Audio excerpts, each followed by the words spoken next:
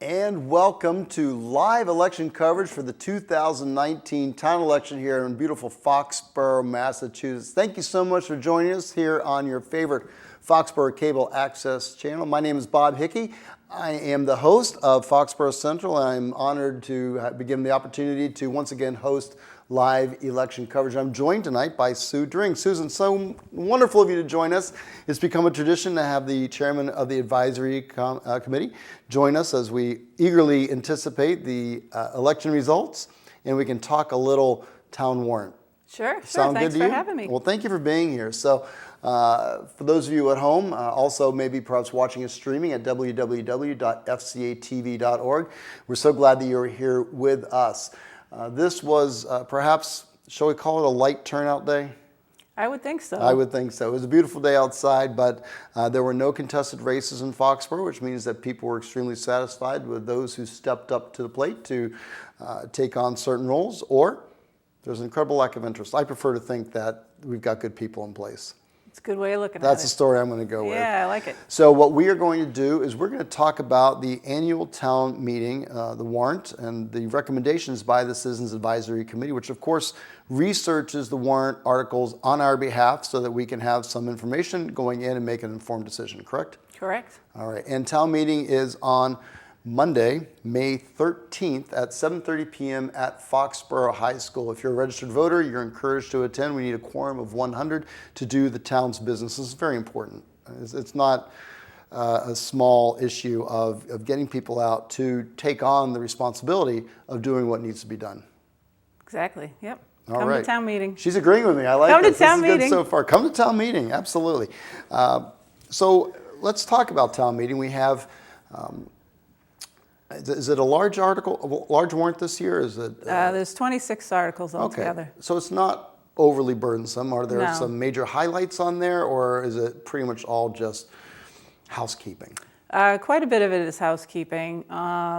There's an article to allow for electronic billboards up on Route 1. Full disclosure, that is a citizen's petition. No, not the. Oh, on that's Route 1. right. On Route 1. Well, so that goes into the broader topic of, I think a lot of work has been done by the Sign Bylaw Committee and crafting some updates to our town. Are these bylaws or are they zoning bylaws? The sign bylaw is not under zoning. Okay, It's so it under the requires a regular. simple majority vote? Exactly. Okay. Yes. Now, are there sign bylaws that are zoning related also on the warrant? No, I believe they've taken all the sign laws out and they're all Okay. together in the So regular this law. is all generated, and I know that Barney Overett and Lorraine Brew are on the sign bylaw committee that works to really try to create uniform and attractive signage, yet allow it to be communicate, which is the whole point of signage, is to communicate the business or the message or whatever's going out. So Right. where do you right. think we stand with that? Well, it's interesting. The advisory committee did recommend approval for the electronic billboards. I know most people don't like billboards. We do have some already. As a general rule. Yeah, as a general rule. We do have static billboards already on Route 1. Well, we do have that one that moves now, the test one that was Yes, built there by is one. O'Brien's Country Store, or in the McDonald's up there. So, Right. we do have that one. And I got to tell you, I drive by it and it seems part of the landscape. It doesn't really, I don't see it being a horrible thing. And so is that what we're doing, is we're building upon that, or?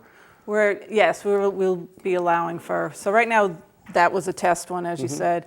The bylaw doesn't allow for electronic billboards of any on type, Route 1. right? So this would allow for electronic billboards. Okay. There would be about 14, I think, would be, because they have to be 1,000 feet apart. There are state regulations that Exactly. we can't circumvent, so Right. there's regulations regarding how closely they can be positioned. But then what the town bylaw would do is allow them to be electronic in nature, so they could be the LEDs that are very popular now. Right. And you can have a static one in between two electronics. You can have an electronic one, then a static one, then an electronic one. Oh, really? Okay. Yeah. So it's not going to be all just one moving landscape. There's going to be some. No. So it all depends on how you feel about billboards. It's kind of like dandelions. You know that you don't really want them in your yard, but at the same time, they're going to be there, and they have a right to be there because all things have a right to be there. And so it's one of those things, how do you control it to make it something where it's not onerous, but at the same time allows people the opportunity to get a message out? It's a tough decision. Yeah. But it sounds like that the sign bylaw committee has done their work. And what was the recommendation? Was it unanimous? Was there some discussion? What was the With the flavor? advisory committee? No, it wasn't unanimous. Yeah, there were concerns. Obviously, electronic billboards draw your eye and keep your eye on it more often. So there was concern about the safety because all the study, I mean, you get different studies say Right. different things, but they all say that they do catch your eye more than a static one and hold your attention longer. So But of course, since it's a billboard, that's the whole point of it. exactly. It's meant to draw your attention. Depending upon who's funding the study, that's a good thing, right? That's exactly it. That's exactly it. So you can read studies that That's right. say whatever you would like them to say. That's right. That's right. And we here in Foxboro, we're blessed with some interstate, but doesn't go right through the center of town, and also Route 1, which goes through our north, but also doesn't impact the center of town. So we have that opportunity to see opportunities for growth in the nodes. I think that's what we're calling these days, Yeah. nodes that don't necessarily impact the center of town. So it'll be interesting to see if we can, somehow marry the billboards that are being proposed into our Route 1 business community. Yeah, it'll be interesting to see how people feel about them. This has come up before at town meeting, and it was rejected. Yeah. So it'll be interesting to see how people feel about them. But it's a different dynamic because, correct me if I'm wrong, but wasn't that one pretty close on the heels of the casino discussion that ended up not coming here, and there was a lot of residual suspicion that the electronic billboards, in fact, I think this came up several times during their discussion, that the electronic billboards were somehow tied into certain businesses that we may or may not want. And I think now, several years after the fact, I think it's more accepted in the landscape. We drive up to on 95 going to Boston, we see the one huge one that's at the lumber company that's at the intersection of Route 1 and 95, and that's a pretty large one. Yeah, I mean, most of your electronic billboards are along a highway, so I guess it just is a question of what do you want Route 1 to look like? What do you want to look like, and where do you want them? Yeah. Yep. Yeah. So it'll be interesting to see. There's also another sign that's a citizen's petition. That's what I was trying to get. That's what you were getting at. I apologize for jumping the gun on that one. Which I heard it and I went, wow. I love citizens petitions because this is the whole point of our democracy.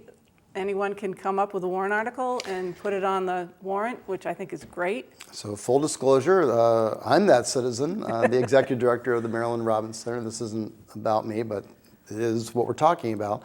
And the intent is to allow for us to update our marquee sign. And currently the sign that's up there was approved many moons ago. It's a non-conforming pre-existing, and it's old, needs to be replaced. And with the current state of the business up there, an electronic board that has the ability to change the message using LED letters is what we're looking for.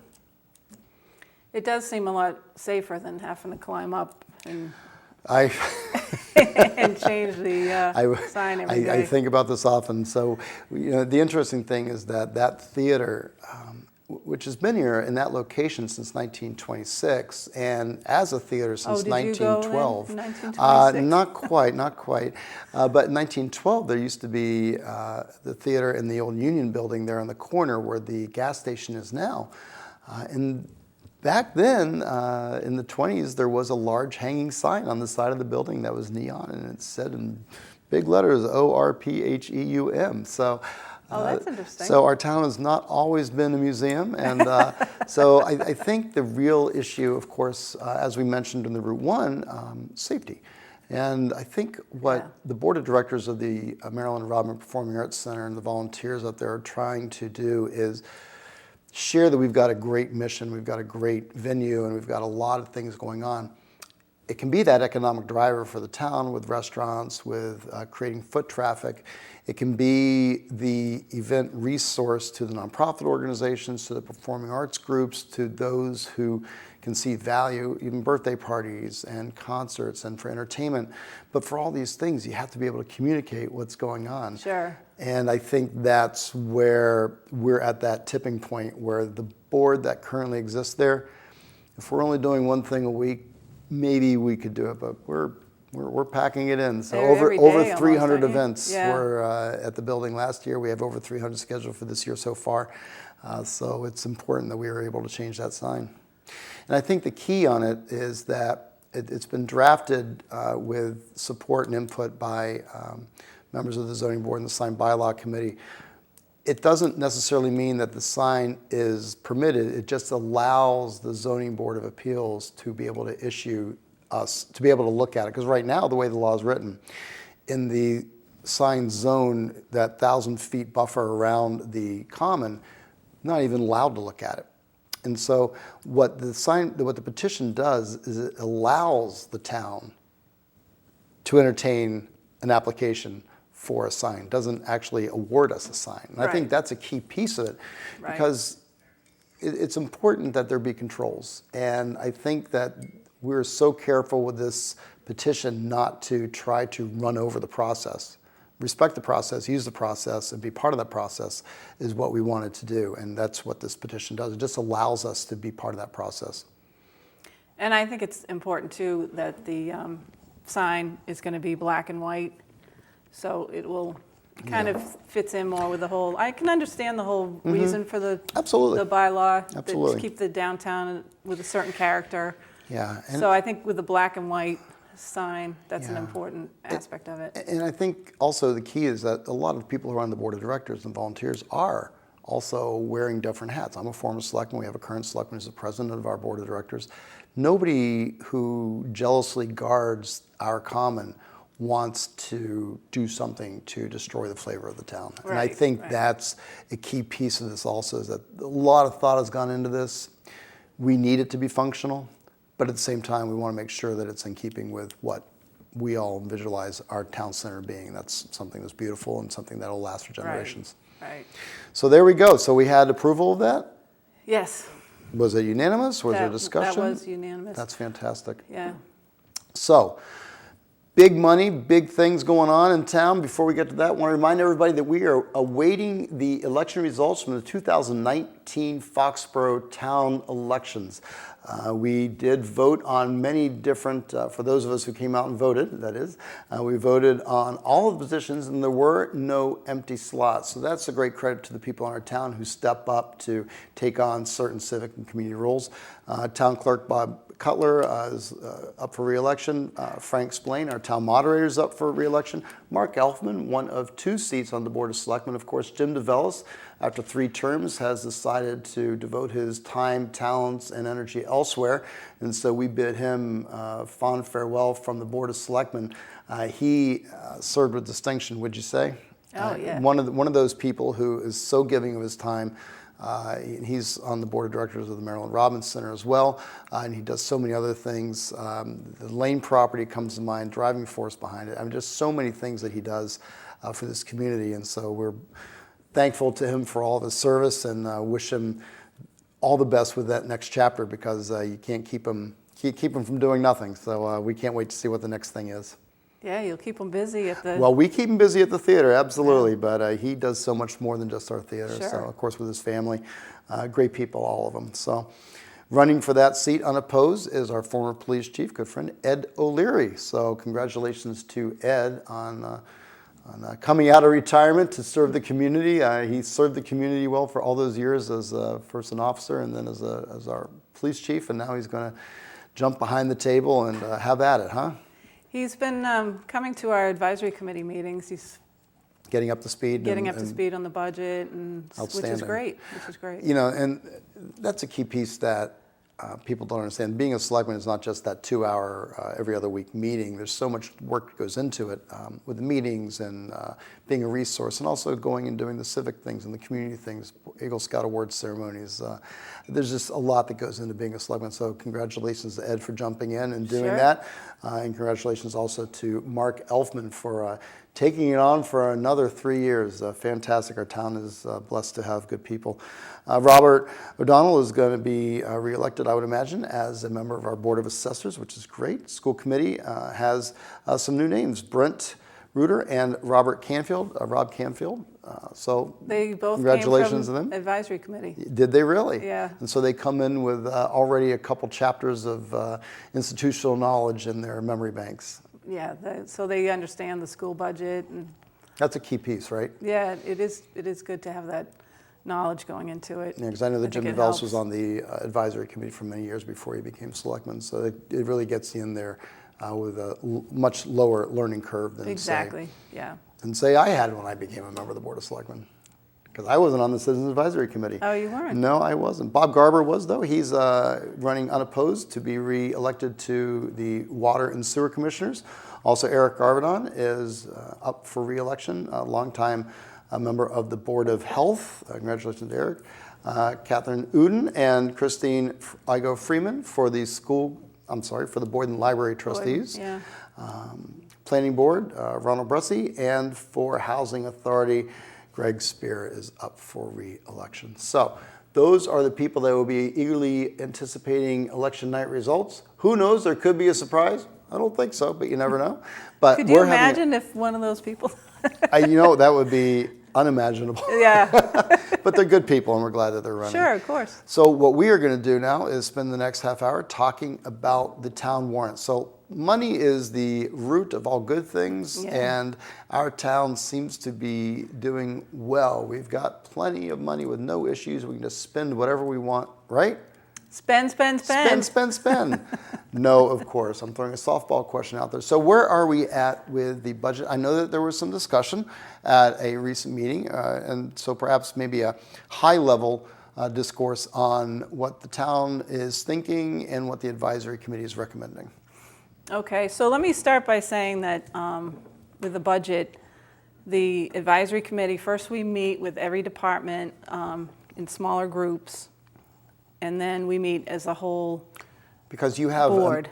on your committee, ideally you have a member or maybe two members for the larger organizations in town who are assigned to that department. So they Exactly. become subject matter experts on that department and they report back to the greater body, right? Exactly, Okay. exactly. So we hear each department's budget is heard twice, once by the smaller group and then once by the entire group. All of our meetings are open meetings, so there's no behind the scenes hidden things. It's all open meeting. Anyone can come who would like to come. I've been to many of them myself. They're very exciting. They are. All depends on the subject matter, but yes, that can be exciting.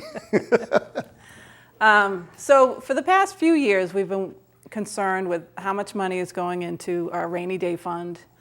We've been concerned with how many new employees. We've been hiring basically about 6 a year. The request was for 6 more this year, so we're concerned about that, particularly in terms of pension and health care, which is becoming more and more part of the budget. And to pay down the OPEB obligation, we many years ago made that recommendation to split the revenue from the hotel and meals tax to go towards that. But it doesn't mean that new employees aren't growing that obligation. So it's not as if there's a cap on it and it's going to go away. It does continue to grow. Exactly, and you have to remember, every time someone retires, you're paying their health insurance, and then you're hiring someone to replace them, and you're paying their health insurance. So this grows pretty quickly, and we always have people retiring. We have over 300 people who work for the town, just in the town side. That's not including the schools. So we were concerned with how many new employees we have. And the pay raises, of course, we want to compensate our employees well. We have a lot of great people who work in Foxboro. But the raises have been going up 4% every year for the past 4 years. So if you get Proposition 2.5 saying that your taxes are going up 2.5 and the raises are going up 4.5 or 4%, at some point you're going to get yourself into trouble. Because a lot of that new revenue comes from new growth, and Patriot Place is a phenomenal resource. Route 1 development is a great resource. A lot of new housing starts, a lot of newly permitted buildings. But I think what you're getting to is that you cannot always anticipate new revenue, and you have to plan for that rainy day. And having gone through this back in 2002, 2003, where we were doing layoffs and going through multiple years of zero raises, and working with the different unions and the non-union personnel to accept that and work with us on that, to see annual increases of 4% and 4% across multiple years sounds fine, but it does make you nervous, doesn't it? Exactly. It's just the math of it all doesn't work. So those are our big concerns. The stabilization fund, we're spending $79 million this year, and we're only putting in $100,000 into stabilization, our rainy day fund. Really? So I always like to say town budget is like your own budget. So this would be equivalent to having a $79,000 salary and putting $100 in the bank. We need to do better than that. That's a great analogy. That's a great analogy. What they say, you should always have 2 months worth of operational revenue or operational expenditures in your savings account, just in case you get laid off or have a rainy day. Right. And a rainy day is going to come. I mean, they always do, right? They always do. Yeah. Well, that would be a $1.5 million reserve that we should be keeping. So, simple math. Yeah. Interesting. All right. So with that, where do we go with here? So what is the recommendation from the advisory committee? So for part of it, so we don't agree with the selectmen's recommendation and the town manager's recommendation. Part of it is the health insurance ended up coming in lower than expected. Which is great. So the question obviously is, do you give that money back to the taxpayer? Do you spend that, or do you save that for a rainy day? We would like that to be saved for a rainy day. Town manager and the selectmen recommended spending that on different capital outlay projects. All of which are worthy. I'm sure they're worthy things. So it's not a discussion of wasteful spending. It's a matter of prioritization, I would imagine. Exactly. Yeah. And by the way, it's $15 million that we need to cover 2 months worth of operation, not $1.5 million. That was ridiculous. I didn't carry my decimal point. 15 million, everybody. I do know how to do simple math. But anyway, so with that, what is the recommendation from the advisory committee? Because I'm sure that the conversation was pretty robust. It sounds like there were some interesting conversations that happened. Yeah, so that whole savings, we would like to see put into stabilization. We're only an advisory board. We're not policymakers. So we sent a letter to the selectmen and just said respectfully, we would like this to be at least considered. They didn't agree, which is fine. They're entitled to their own opinion. But that was one of the differences that we've had on the budget. Now, interestingly, you're not a policy-making board, and that is true, but the final say does come from the citizens at town meeting, which is why, again, it's so important to come out and remind everybody once again that town meeting, the annual town meeting, where the budget will be discussed, as well as all these other warrant articles, is going to be held Monday, May 13th, this coming Monday, May 13th at 7:30 p.m. at Foxboro High School in the auditorium. It's very important that we all go out and, as many of our friends, to vote on all of the warrant articles. Don't leave after your favorite one is done. Stick it out. There's 26. It's important that they all get taken care of. We did have to do a 2-nighter not too long ago, and that nobody likes that. So it's one night out of the year. It's very important. It's important for our community, and it's also a great opportunity to see some friends and make a difference. So remind everybody of that. There's also some other articles on the warrant, the usual housekeeping things regarding contracts. Are there any contracts that are coming up that are of interest? Well, the dispatch, I think a lot of people probably know, they're now going to go to a central dispatch. The regional central dispatch on top of of the hill there, and Yeah. so we become part of a regional approach. Right, so we do need to keep funding the dispatch that are there now until that is ready. So, of course, people want to leave because they can see that it's going to come to an end. Yes. Yes, so, but we have to keep paying them. That's one of the contracts, the firefighters contract and the library. Okay. Are they all set? Are they ready for vote?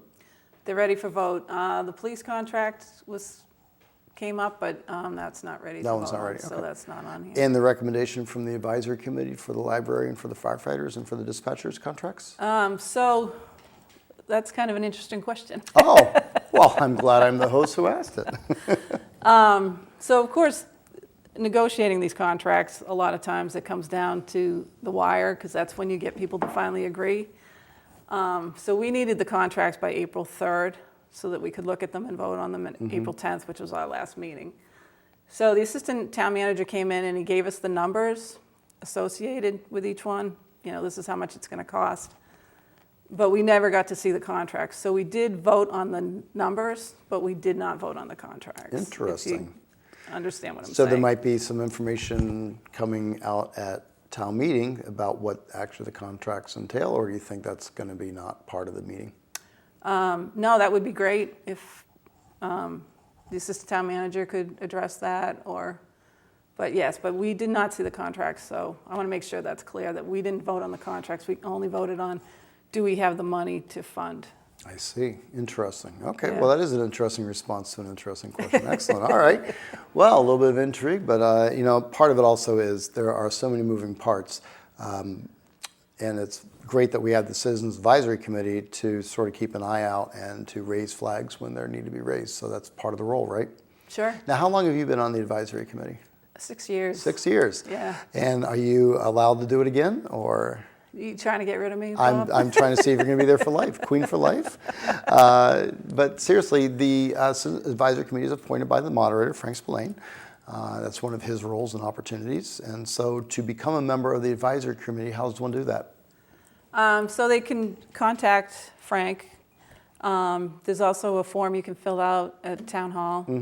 Are they still included with the annual town report? There used to be a form in there. I think they are, yeah. So if you're interested, please contact Frank because he's always looking for Or you can drop the good form off at the town clerk's office of Exactly. Bob Cutler, Yep. who is up for re-election, as is Frank Spillane, our town people. I moderator. think they have a pretty good chance. Well, I think so. I would like to think. I certainly laid my vote in for them, but we'll have to see what the people So say. when you went to vote, were there many people there? I had 25 people in Ward 4, but I voted early, so it's plenty of time.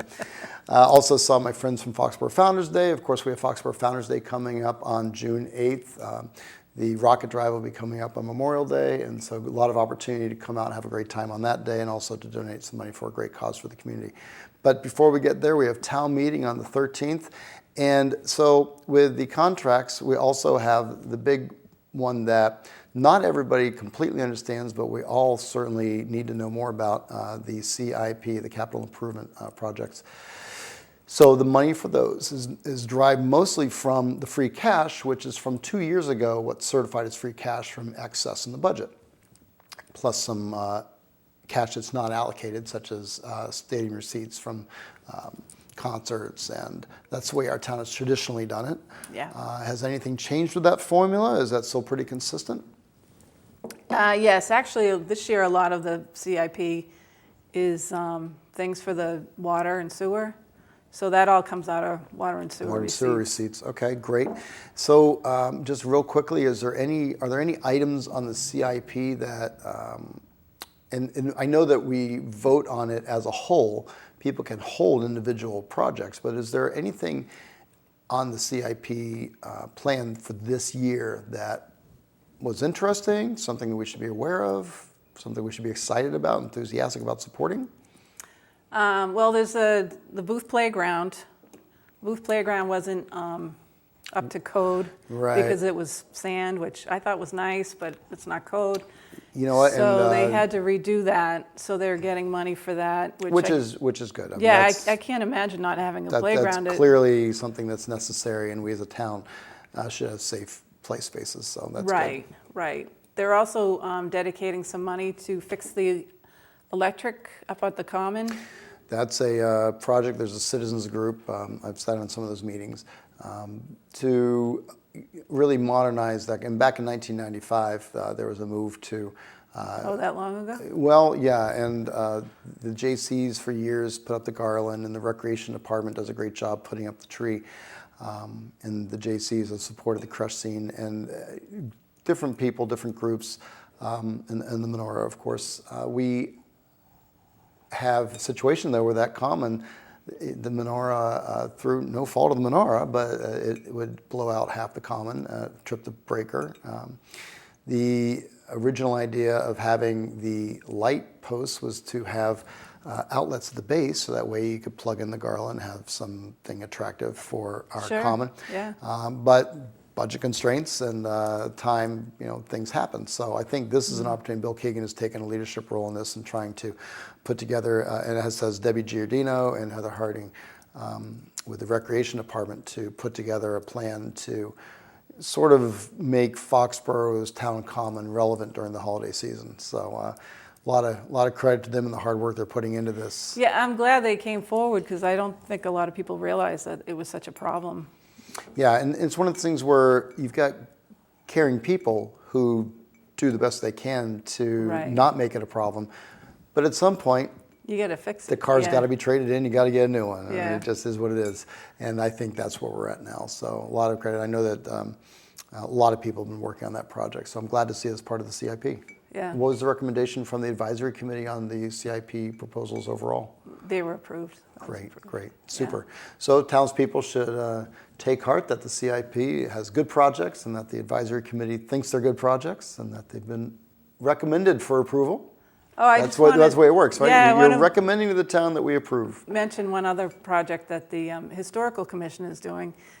They're going to go around and fix all the town owns, I think, 6 cemeteries. So they want to Really? go around and fix the headstones, clean them up. A lot of them are cracked or even broken half, and they want to fix them. And I think that's a very important thing. That's And very important. the quicker you get at that, the more you can save. So And good for that group for yes. taking on that project. And That's a a huge lot of project. it they're doing themselves. They're cleaning the That's headstones. amazing. Well, Yeah. that's great. They deserve our support. Yeah, absolutely. All right, not telling anybody how to vote, but they do deserve but they do deserve our support. Okay. Once again, we are awaiting eagerly the election results from 2019 Foxborough town election.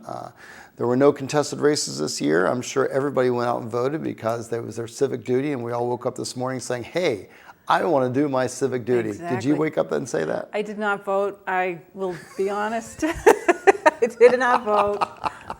Which I voted for both of us. I went twice. No, I didn't go twice. I know I should have, but I didn't. I'll admit. We love your honesty. I'm here, of course, with Susan Dring. Sue is the chairman of the Foxborough Citizens Advisory Committee, more popularly known as the ADCOM. So we've gone through some. Now, we talked about the billboards, electronic billboards up on Route 1. I know that there was work being done on other sign bylaws being updated. Is there anything really interesting, really juicy, or is it all, making subsection G turn into subsection E with a crossed I? I mean, really, That's are there very things? interesting, though, It can be for those of us who like everything to be in order, which Yeah. I am. Yeah. I'm actually very interested in that. But for the typical person who just wants to know the meat and potatoes, what else in the sign bylaws is being changed, and what's something that we should be paying attention to? So right now, the electronic message boards, they can only have public announcements, public service announcements. So they want to change that so that you can Where have... are those at? I think it's like the things on Route 1 that say, no, that there's a game. Oh, those the kind of ones things, that the are the message ones that are board. over the highway. Those 3 message boards. Okay. Yeah, so that's an electronic message board. Yeah. So they want to allow for those. They don't have to just be a public service message. Oh, really? Okay. Interesting. And they're changing the law, the part of the sign bylaw, just to give the inspector more teeth Okay. so to speak, to enforce the sign bylaw. And to that would say- be our town building commissioner, Building commissioner, thank you. who is also the zoning enforcement officer, and that is Nick Exactly. Riccio, Right. who took right, thank over for Bill Caspera. And Bill's still around. I see him still kicking around town hall, pitching in, and he's a busy guy, good guy. Nick Riccio's the best, though. He comes with so much experience, and he's great to work with. But so you're giving him a little more ammunition, you're saying, to enforce the things that he's supposed to enforce. Right, and so that if he says, okay, this isn't good, he's got some teeth behind it, Okay. Which is a good thing. Okay, so this is a good thing. Does the advisory committee think this is a good thing? They think it's a good thing, yeah. They voted a majority that it's a good thing? Yes. Did they vote unanimously that this is a good thing? I can't remember that one. So this was a majority vote. Excellent. Yeah. All right. I can't remember. The important thing also to remember is that the recommendations from the Citizens Advisory Committee are available at town meeting, so there'll be a handout with all of this written out. I know that you're home taking notes and writing furiously. I know that because this is the way we are here. But if you miss any of this information, you don't feel like going to our website, www.fcatv.org, and watching this again, you don't feel like going to our YouTube channel and clicking on the Foxboro Cable Access and becoming a subscriber and checking out this episode of Foxboro Central as we talk about the Citizens Advisory Committee recommendations for 2019 town meeting. If you don't feel like doing any of that stuff, it's all written down for you, so there you go. That's right. Is this available electronically beforehand, before the meeting? The recommendations? Mm-hmm. I don't know the answer to that. And I don't think so because, but do we put it in the newspaper still? Yes, In the it will be Foxboro in the Reporter? Foxboro Reporter. So everybody who should be subscribing to the Foxboro Reporter, it is our hometown newspaper, and yeah. they deserve our support. You will see it in the Thursday edition, and it'll have all the recommendations in there. Yes.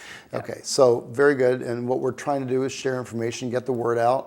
The importance not only of being at town meeting, but of being informed and going there. If you have questions, it is your opportunity. It's a little disheartening when you hear people complain and they didn't go to town meeting. It's one of those things, well, you really had an opportunity Right. to get your questions answered or to have your concerns raised and addressed.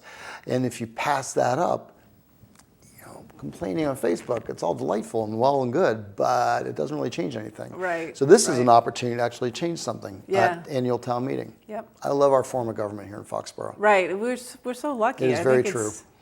I think it's great. So come to town meeting. You have the ability to affect change. Yeah. And people criticize town meetings sometimes, oh, it's just the majority rules. Well, yeah, it is the majority. That's exactly the point. We have the opportunity to be the legislature. We can go in there and we can pass, enact, reject, whatever the issue is. Yeah. So it's kind of cool. And we've had times when, the advisory committee has recommended something and some citizens have come up and said, no, we don't agree with this. And it's gone the other way. Yeah. And it's just people coming off the floor, stating their opinion and persuading And carrying the people day, right? And carrying the day. Carrying That's the happened day. a few times. It is So interesting, isn't it? if you feel strongly about something and you've got a different opinion, come to town meeting and voice your opinion. Annual town meeting is on Monday, May 13th at Foxboro High School. It starts at 7:30. You have to be a registered voter to vote. If you're a non-registered voter, or if you're either not of age or you're a visitor, you can come and sit in the special visitors section and still hear what's going on. It's a very true democratic process. Everybody Yes. gets to be heard. Frank Spillane does a great job running these meetings, keeping them moving along. Hopefully there won't be a Bruins playoff game after it. We all remember when the Bruins came from 3 goals down and beat Toronto that one year, but that's not going to happen this year because they'll already have won, right? All right, well, I always love talking a little Bruins hockey during these nights. But on the warrant articles, there are 26 of them. Is there anything that we haven't addressed yet? Well, there's a request for $11 million for water improvements. So they want to put in a new water main from, there's one down North Street, I believe, and one from Sprague Road to Witch Pond. Okay. There are several wells that they want to reconstruct. Wells have a shelf life, and Yep. eventually you got to reconstruct them. So I believe there are 6 or 7 wells that they're going to reconstruct. Really? So it's a big Not project. all at the same time. No, I'm sure not all at the But same so time, this will but- be something but- where, well, it's interesting because we're rolling up Yeah. on summer, and every year we have the water restrictions. And I Yes. think a big piece of understanding why the water restrictions go, you always hear, oh, it's raining, how can there be a water restriction? The rainwater isn't the issue. The rainwater is fine. It's what we're drawing up from the ground and the capacity to meet the needs, particularly of the businesses in the large areas that water their lawns and of all the other things that happen. So water is a serious issue, and it's It is, interesting. particularly in Foxboro. Yeah, because yeah. we Because don't also our have them. aquifer is a little odd, where the Route 1 businesses, or the Route 1, is up on the hill, but it all flows down towards Mansfield. So to recharge it's a different issue. So what are the recommendations? What's going on with that $11 million capital outlay that they're proposing? The recommendation is to spend it. Okay. I give a lot of credit to the water department, because I don't know if you were affected by this, but I lived off of Mechanic Street, and we used to get the brown water. Yeah, you're part of and that there is system? nothing worse than having brown water come out of your faucet. Yeah, we're not on that main, but I know what you're talking about, because that also goes down Cocasset towards east, and Yeah. they have that problem a lot. Yep. So they've done a lot to improve the water, they? and they're doing a lot. They're just trying to upgrade the whole system, which is important. I mean, there's nothing more important than clean water. Well, and we look afar at the places like Flint, Michigan, where they try to do something on the cheap, and not qualified people made decisions that really destroyed an entire infrastructure. And you say, oh, that's a one-off, but it really is only a one-off because there's so many qualified, good people who manage this process. So so with the 7 wells that we have that need to be reconstructed, was there anything in particular that is an emergency, or is it more just this is a schedule that we want to be on for preventative maintenance? We had to take wells offline, reconstruct and upgrade. Is that more what the CIP out? It's not. Is it CIP? Is this an $11 million outlay on CIP, or is this more in their operating? No, it's its own. It's its own project. Yeah. Okay. Yeah. So is this an ongoing multi-year project that they're working on? Yeah, I think it's more that they've basically just have seen, there hasn't been upgrades for a long time, so they're just kind of going around saying, okay, well, we got to do this, so we're going to do this now, and a couple years ago, we approved money for other projects with the water. So the whole system kind of needs to be upgraded slowly. Okay.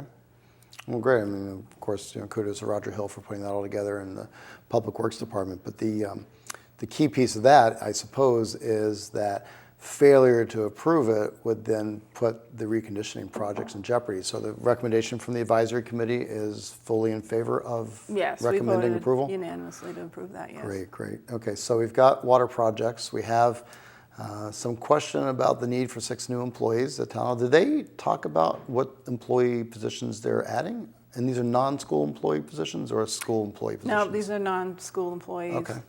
So they wanted to go to monthly water billing. Right now we get, Why? well, so, no, nobody I mean, wants- can we talk? No, Can we talk? nobody Why do we wants want to monthly do water this? billing. Does it The make me explana- pretend like I'm not spending that much money? I mean, come on. Can we be Yeah, so honest here? you won't notice it if you get a monthly water bill. Oh my goodness. So the explanation is that they want to collect the data once a month. So the pushback from the advisory committee is, well, can't you just collect that data and not produce a bill? So you've got the data you need. I remember back when I was selectman, then we go from this to the quarterly billing to save money and to relieve the office staff of having the burden of doing monthly billing. Is that, yeah? I have a vague memory of that. Yeah. I don't It know just of seems any, counterintuitive. Yeah, I don't know any town that does monthly billing. A lot of towns do just twice a year. Now, is that something that's up for discussion at town meeting, or is this an administrative decision that they're making that's not part of the annual town meeting process? No, the water would like to hire a new person to do this billing. And then they also, there was also a request for a person in finance who would take the bill from you at town hall. So if you went into town hall to pay your water bill, there would be somebody new there to take the bill. So that was 2 new positions. There was a bit of a worry as well that so if you're going to be collecting this data every month, it takes 2 people about a week to collect this data. So now you're talking about 8 more weeks of 2 people collecting data. So we could foresee that there would probably be a need for another person just to collect the data. Then you've got, I believe it's like $18,000 in postage. So it's a lot of money for monthly water bills that I don't think anybody particularly wants, but that's just the people I've spoke with. Maybe some people would prefer that. So there's so many different directions to go in. And as a host, I'm not, offering a bias one way or the other. I'm just asking the question. But what kind of data do they need to collect on a monthly basis that can't be collected on a quarterly basis? Surely they went into that. So talk about the importance. Right. One of the ideas is that because, in all fairness to them, if there is a legitimate reason, then surely it is something that we should get behind and support. Absolutely, yeah. Despite the fact that I have to, but never mind. But, yes. So one of the ideas is, say you have a leaking toilet. Mm-hmm. If you get a monthly bill, you should notice that sooner than if you get a quarterly bill. In my own experience... But wouldn't I just ignore it on a monthly basis? Well, that was because it now comes up as, every month now my water usage is up 20%, but it's the same as last month, so... Right, you think that the rate went up, or... Right. Exactly, because in my own experience, we had a toilet that was leaking that we didn't realize, but I got my water bill, and it was like $50 higher, and so immediately something's wrong. Yep. But if it was like $10 higher, like you're saying, for a monthly... then I probably would have just thought, okay, the rate's gone up. We counted 33 days this month instead of 28 days. Yeah, you would ignore it, so. Interesting. Yeah. Which I suppose leads to the explanation of, it could be an indicator, but also could not be an indicator. So is that a strong enough reason to change the billing structure? So did they give any other reasons? I'm putting you on the spot like the McNair-Lehrer hour. Sue, drink, talk. That was their main issue. They're trying to find. So we're going to hire 2 additional people. Right. And make me pay monthly because I might have a leaky toilet. Yeah, they're hoping to find this water. All right. Which is. Is there a serious issue with leaking toilets? Well, obviously we don't have a good supply of water, or we wouldn't. A lot of other towns don't have the water restrictions we have. So if you can find water wherever you can find it, obviously you don't want to waste it. And I'm not being facetious. Yeah. The reason why I'm asking this is I'm drawing down to, in my time in town government, it's been a while, so believe me, I'm not a subject matter expert by any stretch, and please don't tell me, I don't want any members of the water sewer commissioners calling me up and saying, Bobby, I know I don't know what I'm talking about, okay? I get it. But the issue of leakage and pipes breaking, that's not a billing issue at the residential side, and I think that's a much more relevant concern or immediate concern. Yes, I agree. I apologize for picking up on the term, but leaking toilets. So right. What I'm trying to get at is I want to support these 6 new people. I want to support the managers who have put the time and effort into creating a budget and saying we have this need. But I'm not there yet. So what was the discussion on the advisory committee specific to those 2 positions, but I guess taking in the entire 6? So our goal was to limit as many new positions as possible because... Which frankly is a good thing from town government because the town is here. It's... adding 6 people every year. So we have added 23 in the last 4 years. Have we really? Yeah, and so... 6 a year. Okay. 6 a year. So that was our goal. These are not replacements. These are new positions. Yeah, we're not cutting anybody who has a job. So our recommendation does not include the 2 new water people. The fire department wanted a new emergency management person. Mm-hmm. So they have a vacancy in the deputy because the deputy fire chief became the fire chief. Sure. And they now have 2 deputy fire chiefs. that came into effect a couple years ago. So we thought, okay, to have a zero-sum game here, if we eliminated the deputy fire chief, so now we only have one deputy fire chief, which is a lot of towns have one. They could get this new emergency management person, but we wouldn't be adding more people. Sure. So Well, that was seemed the to make thought- sense. that was the thought behind that. Okay. So that's one position, and then there's 3 more positions. So those 3, we debated quite a bit. That was for the police. They want 3 more police because they're getting rid of the dispatch with the central dispatch, which is going to leave the town, the public safety building without people there as you come in. So the idea was to hire 3 more policemen to have them doing what the central dispatch was doing before. So that was a big 3 debate. uniformed policemen? Yes. They will be replacing the central dispatch people who, some have lost their jobs. So there was a lot of discussion about that. There was a motion to eliminate those as well, but that did not pass. So those were recommended by the advisory committee. So the final recommendation is, of the 6 positions, to, with the monthly billing, to do what? So we would eliminate We would the not, extra. we would not fund those 2. Right. With the fire department, you would recommend not funding it specifically, but converting a deputy position to the emergency services manager. Yes. And then not funding for the 3 additional fully uniformed police officers. Well, no, in the end, the majority. We did vote for that. Vote for that. Okay, did so vote that for recommendation is there. Yes. Okay. It's good information. I hope so. Well, you know, it is good because the question's going to come up at town meeting floor. Yes. And there are going to be a lot of competing agendas, pro and con, as there always are, and that's the way it should be. But the more information we get out there and the reasons behind it, that's why I love having this conversation. Yeah. Because we can peacefully, talk about things in a non-confrontational way and no emotions, just, interesting. Okay, Right, so here's the right. information. So if that is the case, then we are adding 3, the proposal or the recommendation from the advisory committee is to add those 3 positions. Is that then a motion that's made? How does it work for reducing the budget by the dollars that would fund those 3 positions that aren't recommended? So- is that a motion that the advisory committee makes? Is something you have to make it from the floor? Did the selectmen make it? Did they ignore you? How does it work? I don't know. Yeah, no, that's fair. So all of this is addition to the budget. So we're not cutting anything. We're just saying, okay, you want this, and we're going to give you this. Right. So the advisory committees. You're telling me that reducing the increase is not a cut in the budget? That's very ungovernmental-like of you. I know people like to say we're making cuts. We're not making cuts. We're slashing programs. No, Every- we're just reducing the increase. Every budget is increasing. Yes. So we're not cutting anything. But the advisory committee's recommendation is what comes to town meeting. So it's our numbers that are voted on.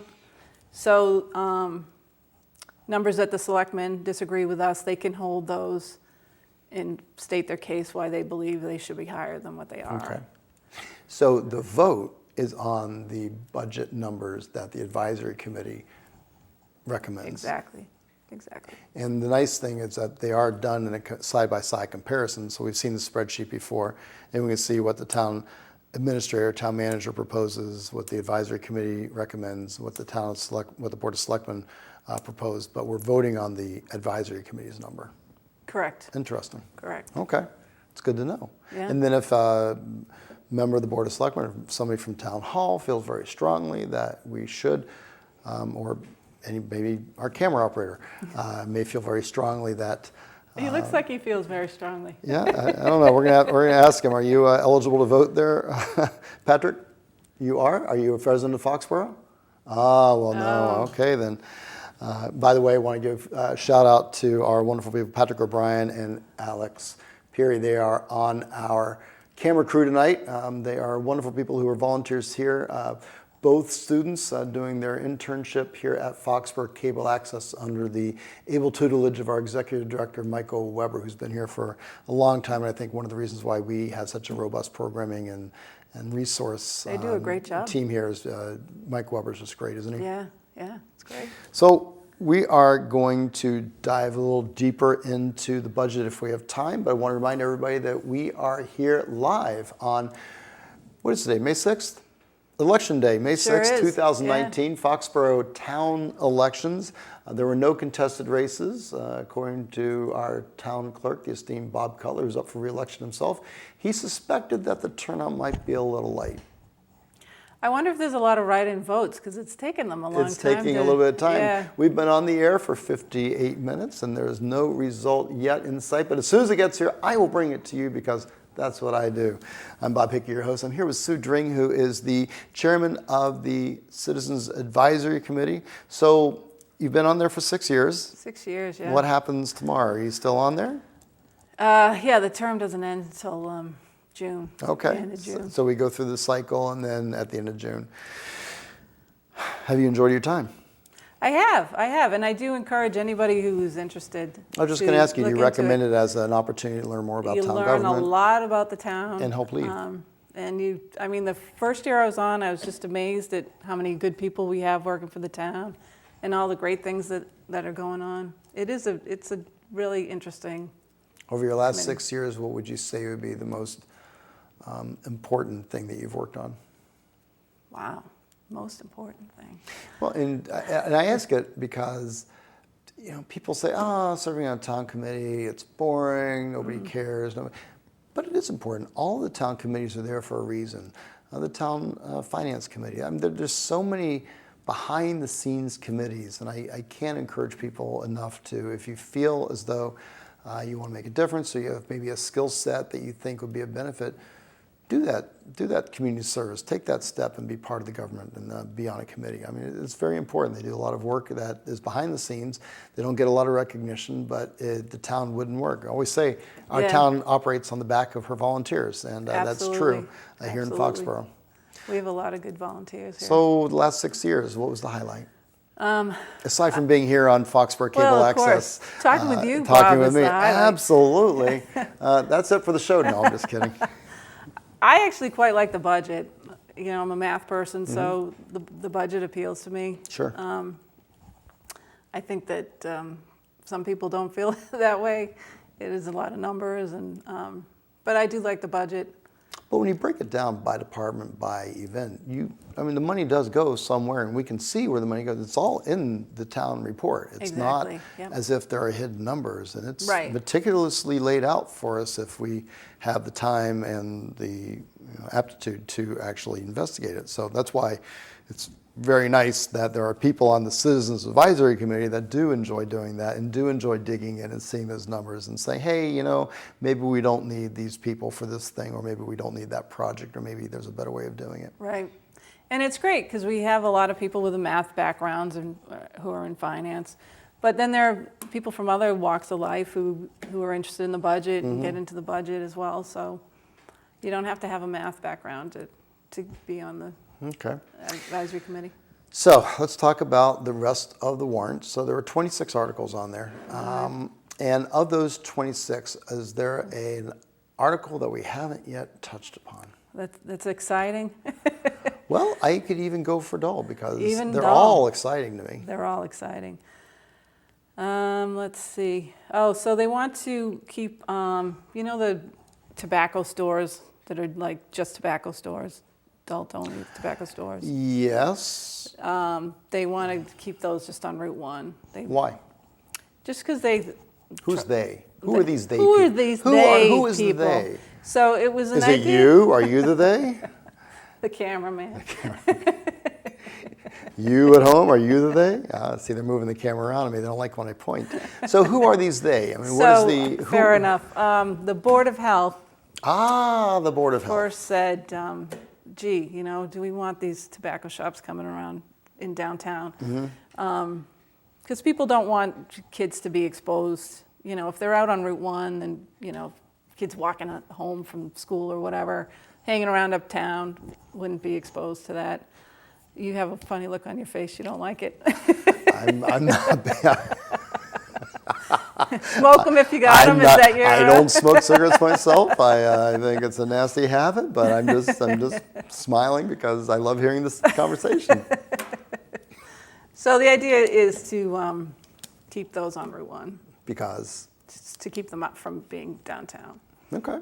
Yeah. So our Board of Health feels that it's not a good idea for there to be a smoke shop in the center of town. Exactly. Okay. Exactly. And how did the advisory committee vote?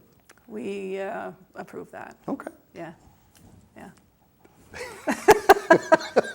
You just had a funny look on your face. I love it when people try to read something and I'm like, you're just seeing where you're going with this, that's all. So, Route 1. I apologize, but That's okay. we're here live for 2019 Town of Foxboro election results. The most controversial thing on the ballot is whether or not you stop by the Foxboro Founders Day booth on the way to or from casting your vote to stop and say hi to Scott O'Donnell and the wonderful volunteers there with the Foxboro Founders Day Committee. If you dropped $1 and you took a Kit Kat, then you support Foxboro Founders Day. It's coming up on June 8th. It's going to be a great day. And all of the newly elected selectmen, Doc Elfman, will be joining the others on the board, Leah Gibson and Chris Mitchell, also with Chief O'Leary coming back on, Yeah. and David Feldman, of course, and Chief, I guess we can't call him Chief anymore. No, if it's I don't know if I could possibly call him not Chief, so I'll just say Chief O'Leary back on the board. he's always going to be Chief O'Leary. So those 5 will be marching in the Founders Day Parade, we hope. Now, if it's raining that day, will they have it the You'll next get day, wet. or they'll just have it anyway? Quite likely the next day, yes. The next day. They have had it when it's We've been had, raining a little bit. we've had some deluges, yes, you are correct. But it's always difficult because all the organizations really set their calendar by that day. And you never know what, It's whatever tough. the weather. So the Foxboro Founders Committee meets the first Tuesday of every month, and also in the month of May, they meet every Tuesday, and their meetings are typically held at the Marilyn Robin Performing Arts Center. So anybody's welcome to come out. The meetings start at 7 o'clock. It's very important that you feel as though you're a part of the community, and if the Founders Day Committee is something that you feel you would enjoy being part of, come on out. You're more than welcome. Also, become a member of the advisory committee if you feel as though you want to become part of your community and maybe learn a little bit more about town government and see the nuts and bolts that it takes to make the machine work. So when you first applied to be on the board of the advisory committee, did you have to talk with the town moderator? Did you have to interview? What's the process? Yes, he likes to talk to the people before he appoints them. Yeah. Now, how many seats are there on the advisory committee? So there are 15.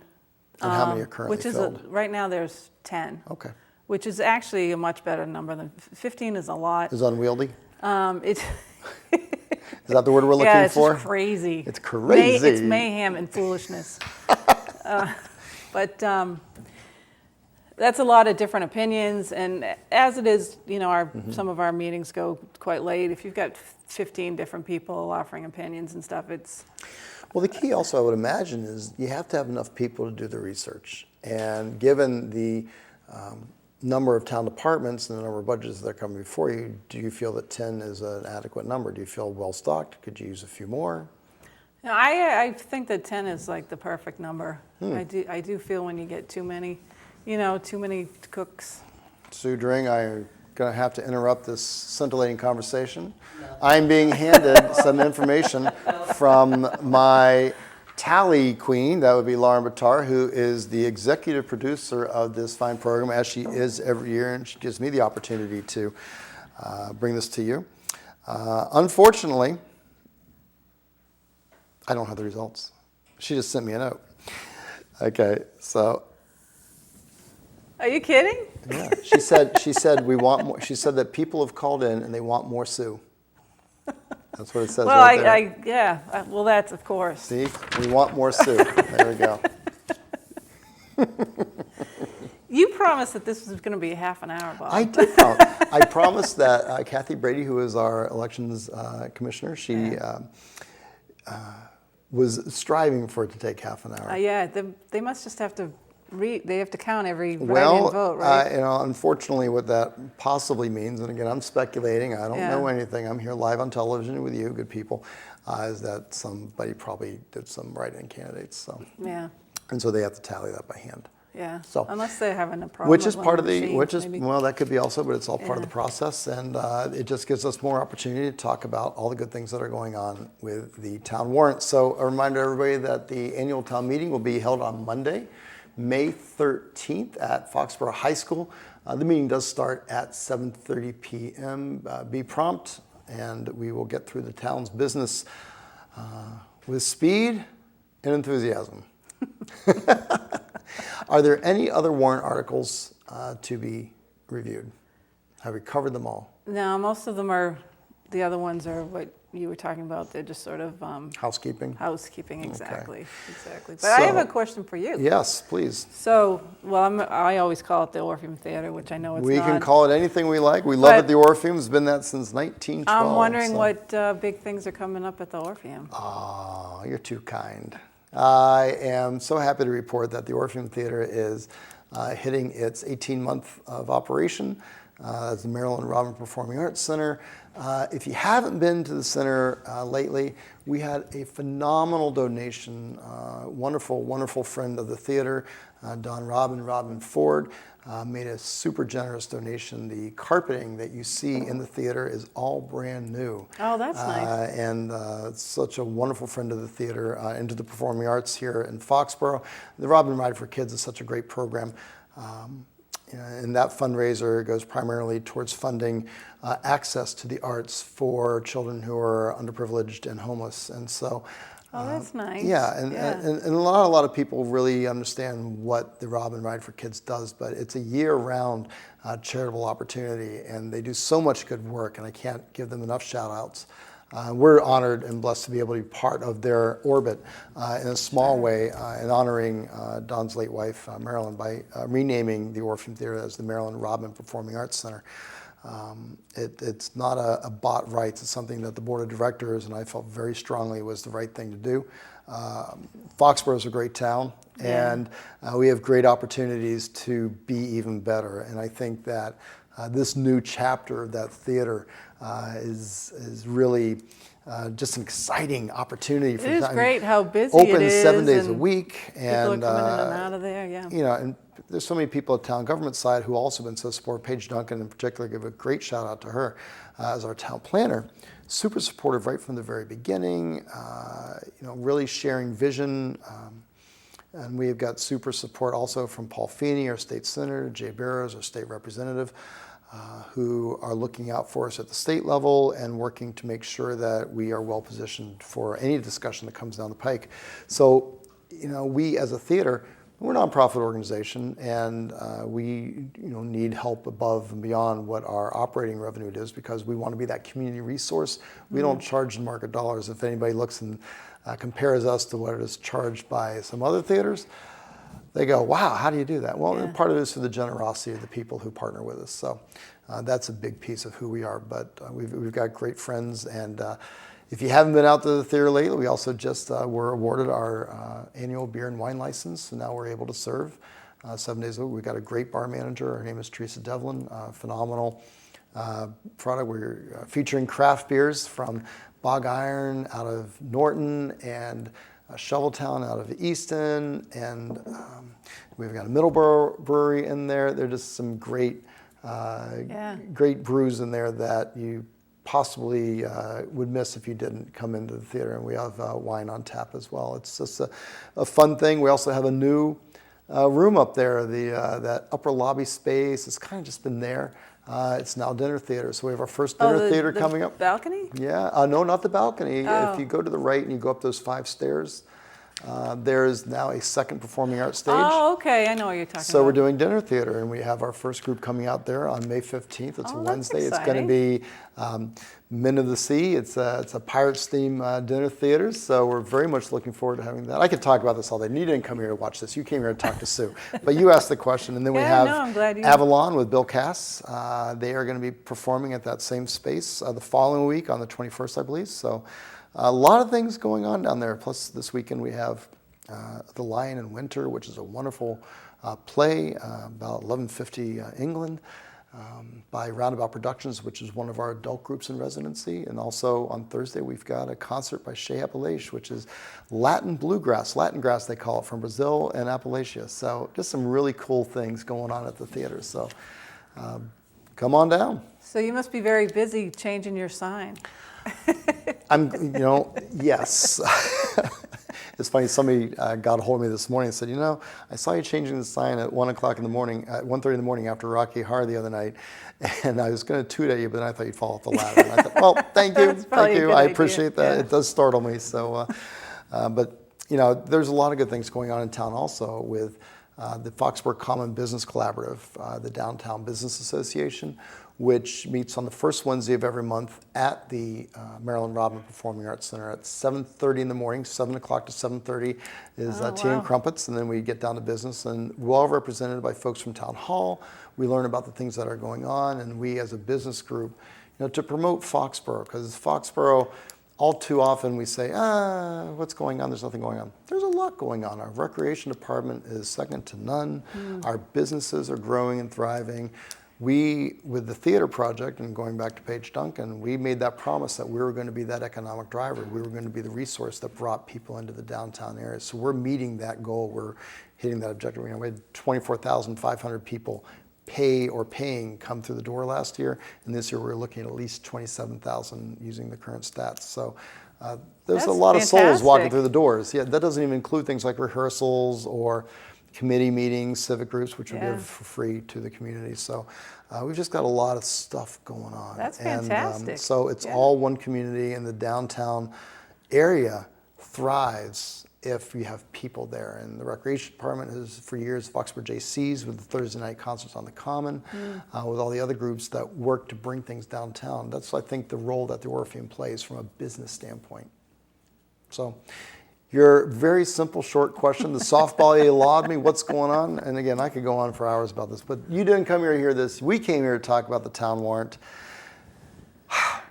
Where are we at? Where are we at? Where are we at? Well, So, town meeting is on Monday, May 13th. It starts at 7:30 p.m. It's at Foxboro High School in the auditorium. All registered voters are encouraged to attend. We need at least 100 for a quorum. And they need to stay. They can't leave after their pet project is done. So maybe you're super excited about the playground. You want to vote for the CIP, and you want to make sure that the recreation department gets their money to build a brand new playground that is ADA compliant and safety, current safety spec regs, satisfies all those. Yeah, they're going to put down that like that rubber. The beautiful playground they just built in front of the IGO school has that, and it's clearly the modern technology allows for that, because the rain doesn't, and it's just using that new materials, either the recycled rubbers or the synthetics, makes them for a much safer environment. Yes. Yeah. I mean, I'll miss the sand. Well, It's kind of. I miss a lot of things. I miss. When I was a kid living in Pittsburgh, I remember that the fire department would just park the old fire engines. We got there, we'd play with the levers and everything. I don't think they're going to do that anymore. I don't see any fire engines being parked down at the Booth Playground for us to play on. No, but that would be fun, wouldn't it? It was a lot of fun. Yeah. It was awesome. Yeah. I cut myself a couple times on that thing, too. It was down at Frick Park in Pittsburgh. I don't know if it's still there, but anyway, it was there back in the 70s. So with that playground being installed in the recreation department, one of the things that comes up every year talking about housekeeping is the recreation department has a revolving fund? Enterprise fund. Yeah. And so they generate a lot of the revenue that funds their programs. And so that's why they're charging fees and that money. So we have to vote in favor of their enterprise fund every year, do we not? We do. We do. Yep. They have an enterprise fund. The seniors do, because they do a lot of trips, so they have a fund for that. Okay. The police have one, and there's 4 of them. Yeah, the police one is from the administrative fee for details and inspections, that sort of thing, goes towards their equipment purchases. So the cost of the squad cars, and I guess they're all SUVs now, but of the vehicles they use, that's where a lot of that revenue comes from. Because I remember when we set that up, made a lot of sense. Oh, that was you? One selectman never does anything, but it was something that was, if we're talking about the same thing, then it was something that made a lot of sense. And also ensuring that the ambulance receipts were funneled back into the fire department to support the work that they do and give them the equipment they need. Because remember, back in the day, the ambulances were usually not purchased on a reasonable schedule, and clearly, with the number of runs they go on and the level of training that they have to have these days, the ambulances get sent out very often. Right, that's much more of the fire department's job than putting out a fire. And that's the reality. And so it's good that the town back in the day saw fit to encumber those receipts towards the department that generates them. What years were you selectman? Either 1782 to 1789, or actually 2002 to 2009. So, I started the first year. 2 different times? No, two. I was twice hired and once fired. I was hired in 2002 and 2005, and I was fired in 2008. So, but it's an experience I wouldn't give up, and I feel blessed to have had the opportunity to be in that position. I was a member of the Foxboro JCs at the time. I still am a member of the Foxboro JCs, but I was much more active. And part of being a JC is become part of your community. And it seemed like the opportunity was right, and enough people agreed, and I became a member of the Board of Selectmen. My first board, I was working with Kevin Weinfeld and Tony LaChapelle. I learned so much from them, great people. Oh, back when there was 3. Back when there was 3, yes. Yeah, we moved to 5 in 2005, along with a strong town manager statute. Those are the days. Those are the days. Those are the days. So with you and the advisory committee coming up on town meeting, we have the enterprise fund.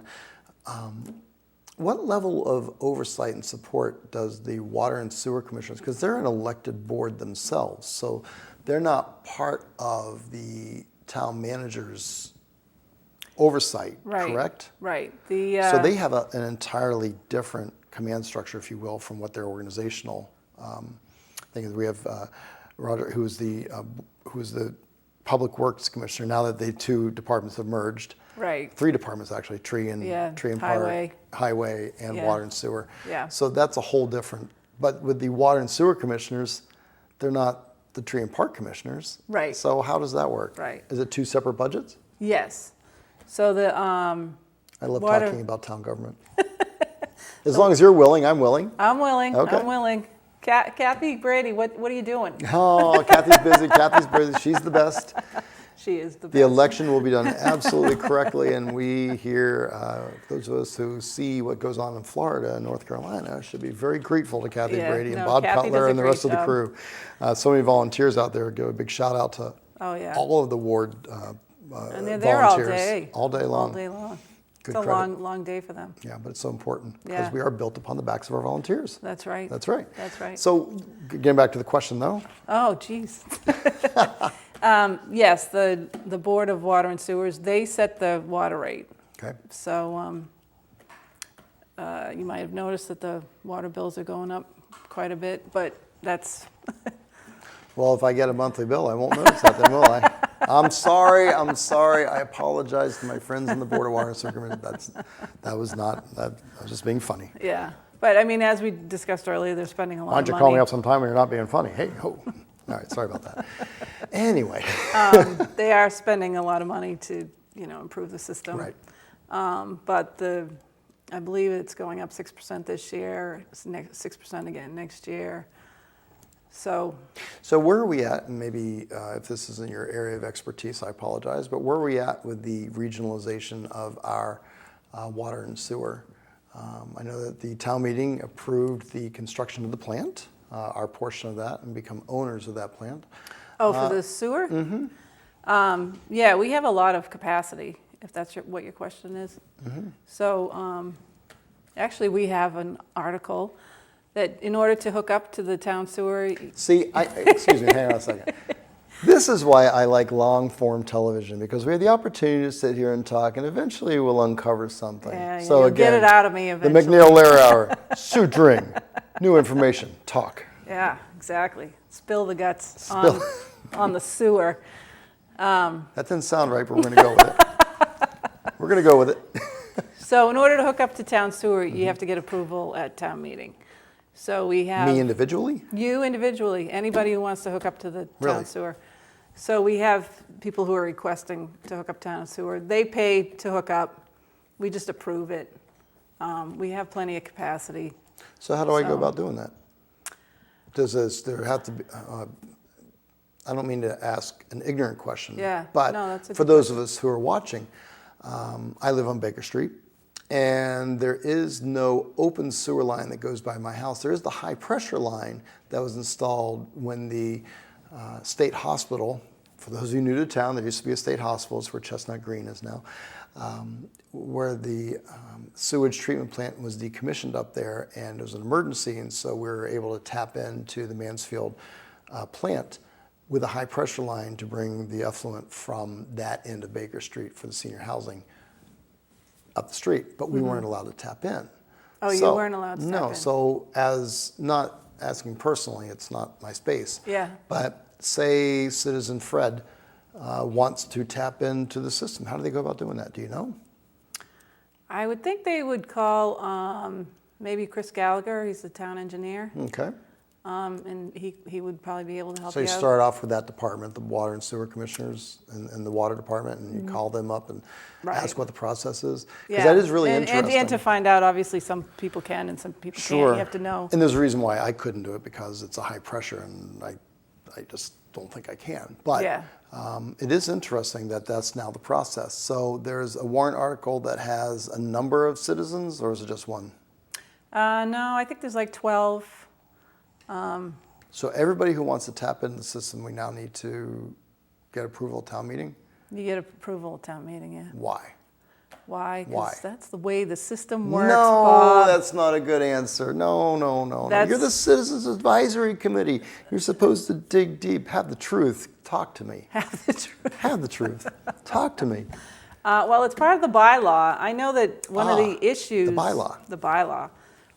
When they were first talking about joining the sewer. Creating the regional approach. Yep. Exactly.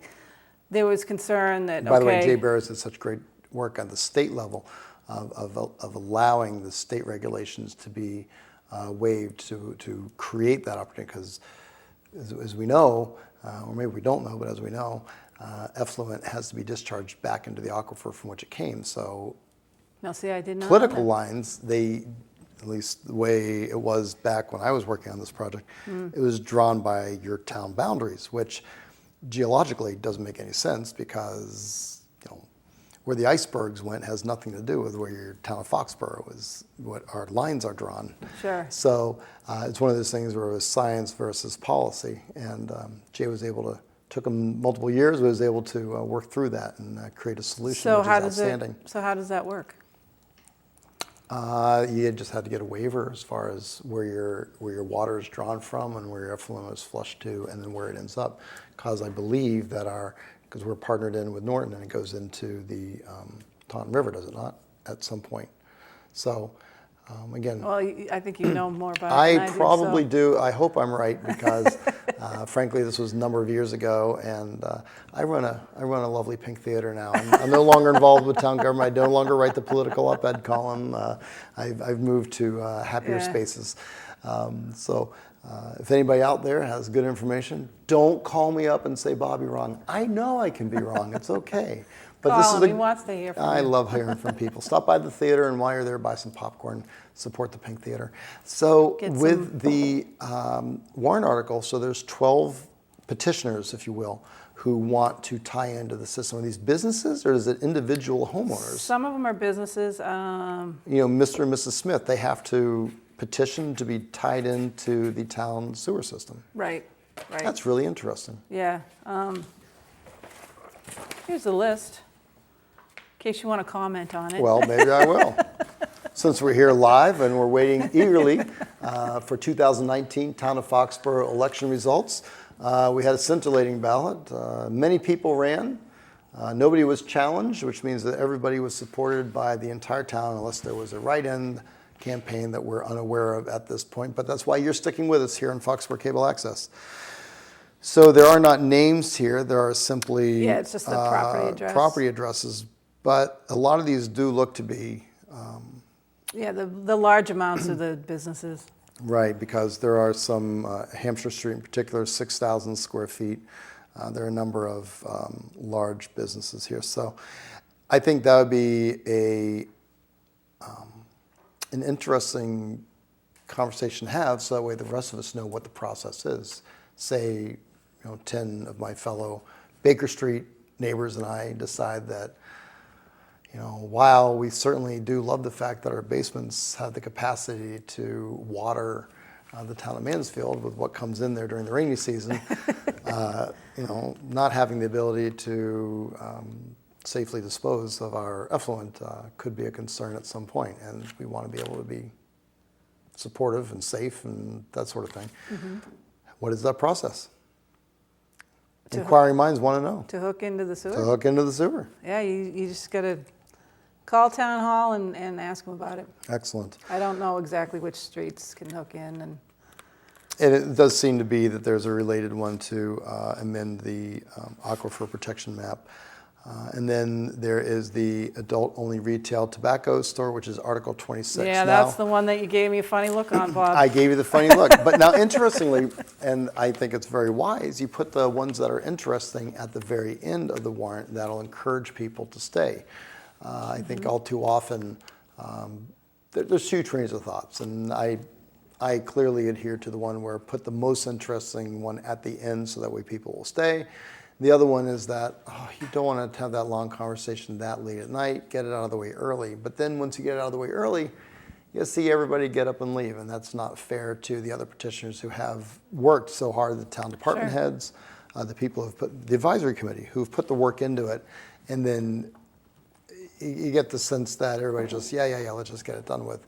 And that's when things happen, where something gets through that maybe shouldn't go through.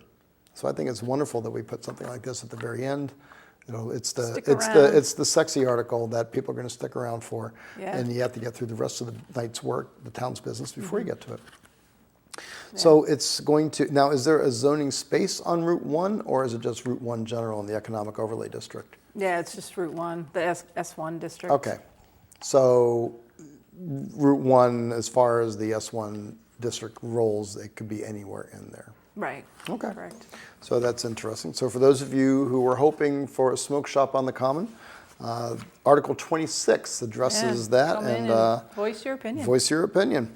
And then the first four articles are simply accepting the town election results. Yeah, if we ever get them. If we ever get them, yes. I know Kathy Brady and her team of counters are working diligently to make sure that we get that good information.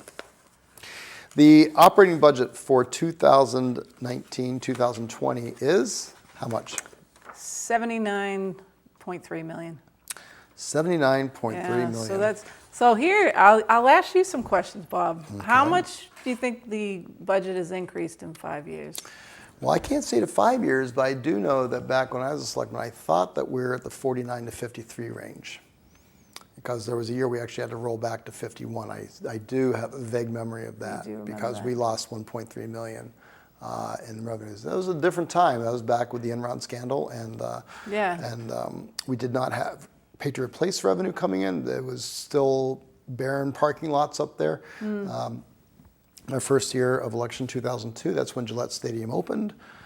So we're just beginning that run of amazing championships. So playoff football in Foxboro was not a given by any stretch of the imagination. Yeah. So that wonderful kick in the Snow Bowl game, that was at the old, not Schaefer Stadium, that would be wrong. It's the old Foxboro Stadium. Do you remember what it was called? CMGI Field. Yeah, absolutely. That's on the town report from 2001. Is it really? Yeah. So I saw the town report today when I went to vote, and it looks beautiful. There's also a very long piece at the beginning of it relative to our, I'm going to get it wrong, so I'm not even going to say it, but there's an anniversary celebration for the town, and so a wonderful piece in there written. I think everybody should pick up a copy of the town report because it's not only is it beautifully bound, but there is a very long research piece at the beginning, and I would have to suspect that our town historian, Jack Outlet, was probably involved along with others. That's nice. So I started to read it, and then Actually, this came up. So here I am with you as we eagerly anticipate 2019 Town of Foxboro local election results. Again, I want to remind everybody that running for moderator for re-election was Frank Splain for a 3-year term. Running for re-election as town clerk for a 3-year term was Bob Cutler. Running for re-election for a 3-year term was sitting incumbent Mark Elfman, and new candidate Edward O'Leary, our former police chief, who I guess was enjoying retirement, but thought he has a lot to offer the town, and I believe he does. Taking the seat that is currently filled by friend and community leader Jim DeVellis, who has given so many years, 9 years, That's a long in the time. role, and then before that, 2 terms on the advisory committee. Yeah. So if you think about the life, that's fully 1/3 of the life spent in those 2 roles. Wow. Isn't that something? When Yeah. you think of how old we are and what we do, and the years just kind of roll together. You saying that Jim's old? I'm saying that he is a very giving person, Yeah, and that that's a for long time. That's a him and very his long time. family to suffer the slings and arrows that go along with elected positions such as Board of Selectmen and even the Yeah. advisory committee, because it's not always comfortable in the seat. Yeah. That is so much credit to him for doing Oh, that. absolutely.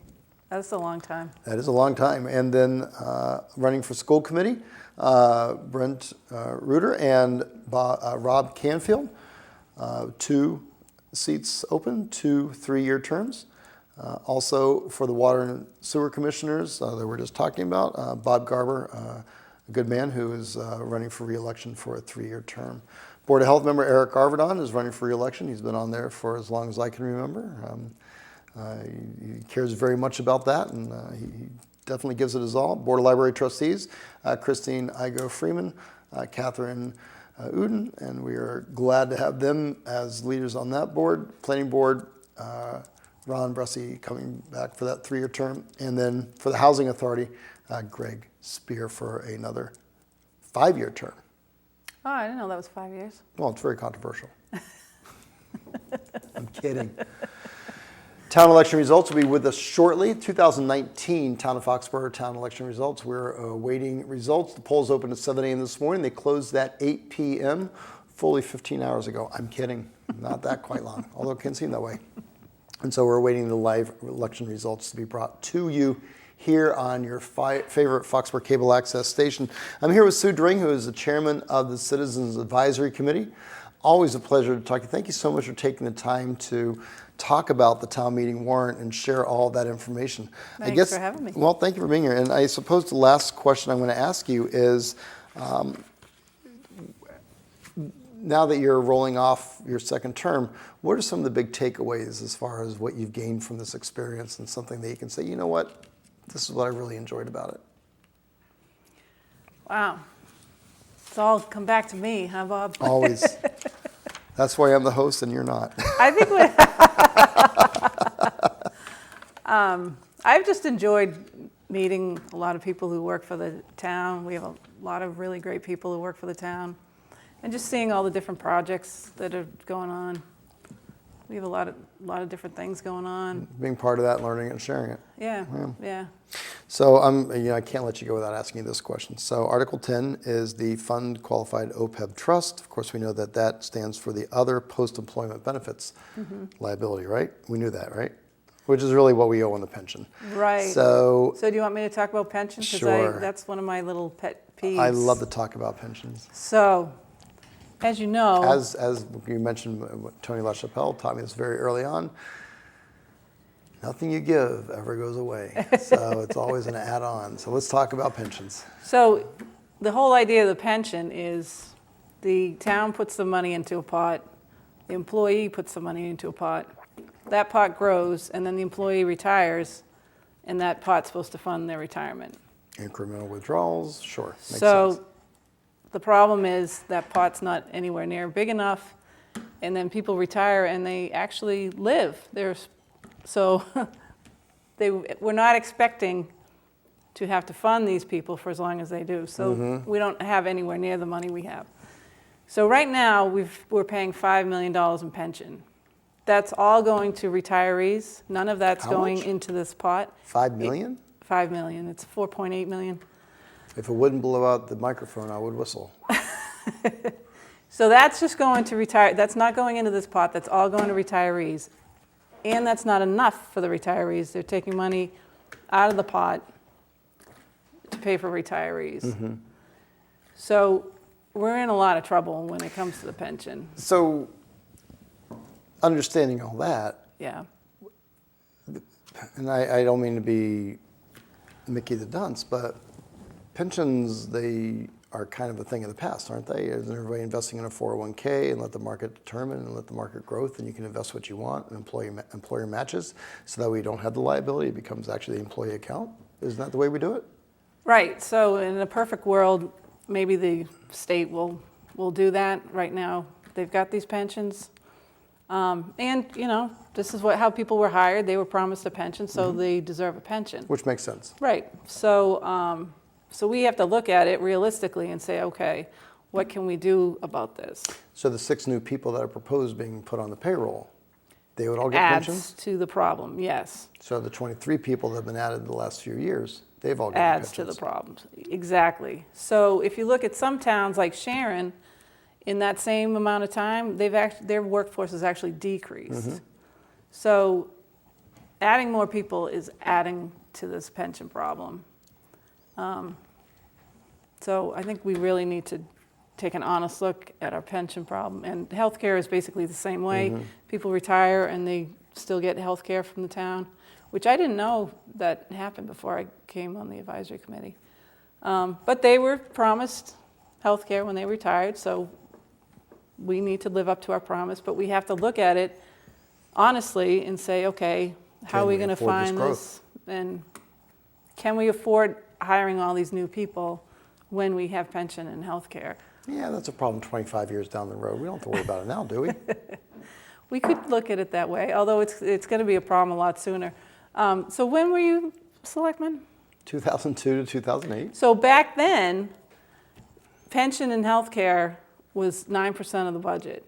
What is it Now now? it's 18% of the budget. Wow. So, and if you look at places like Detroit that's got in trouble, it's like 30 to 40% of the budget. I mean, it keeps growing, and eventually it becomes a major problem. So I think we really need to look at the So then pension. from a funding source standpoint, I know that we had with the meals tax and the hotels tax, that was dedicated on a 50-50 split towards funding the OPEB liability, as well as the roads and highways. So is that still the recommendation?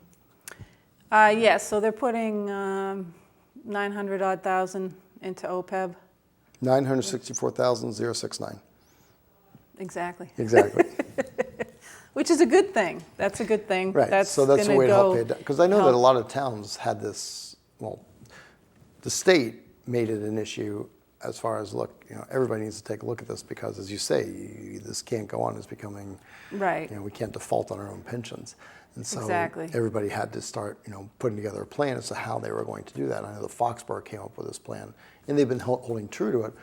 But to the point of town meeting, they don't have to hold true to that. It actually has to be voted upon at town meeting that we're going to do the 50-50 split or whatever the split is. That's a good point, yes. So it's important to know what this is, why it's there, and how important it is that we continue to fund it this way.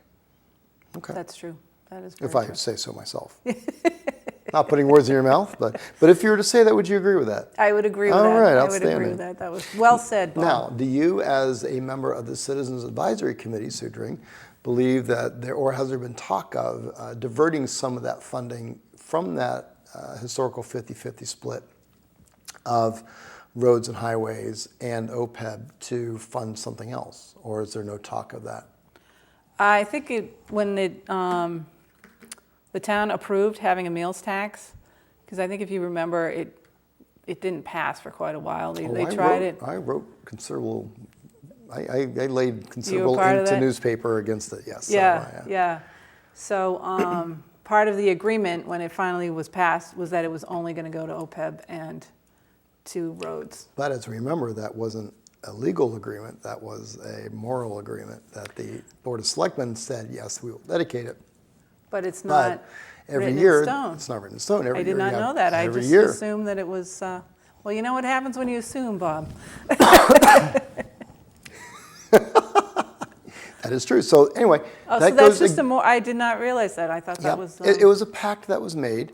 Yeah. But again, you have newly elected members of the Board of Selectmen, and this is not inappropriate, by the way, because everybody comes on with a different idea. Yeah.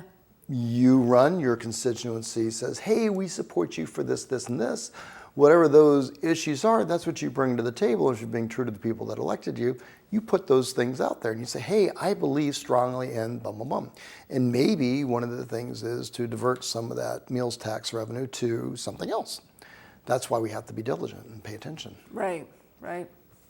And that's Well, why it's then written. I've now learned and that's something why new it's written today, in the Bob. article this way, Yes. which is very appropriate. So Yes. anyway, the advisory committee voted in favor to support Article 10, Yes. funding the OPEB. Funding OPEB. Yes. Awesome.